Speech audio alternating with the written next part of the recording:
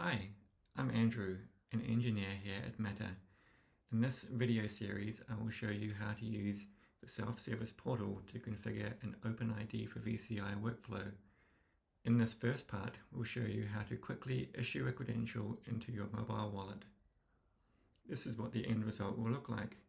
Using our MATTR Hold wallet, we'll be able to scan a QR code offer.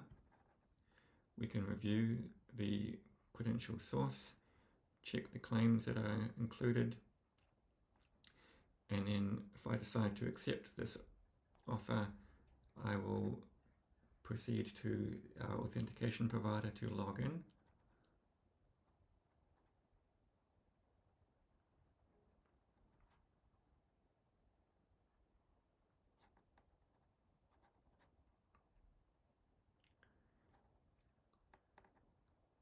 And once that's completed, the credential will be available in my wallet, ready to use.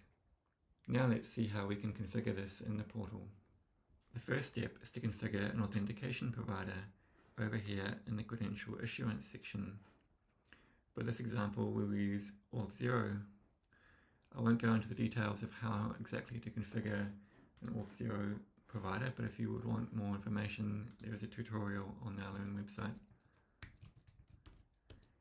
I'm going to enter our client ID and client secret details and configure any additional scopes that we require. In this case, I'll use profile on email, and that's it. Optional steps here are interaction hooks, which allow you to define additional components or logic in your issuance flow, and claim sources, which allow you to configure one or more external sources of claim data to form part of your credential. Next, we'll move on to configuring our mobile credential. Let's create a new one. We can start by entering some basic information about our credential. And we'll use a mobile driver's license type. We'll give it some branding color information, an icon and a logo. And these are what will appear in the wallet for the holder when they accept our offer. As you can see, our preview is updating to show what they can expect. Moving down to our claim mappings, we are going to define two claims, email address and name. Both of these are strings and they will come from our claim data. Because we don't have a claim source defined, these will come from our authentication provider scopes, which we defined earlier.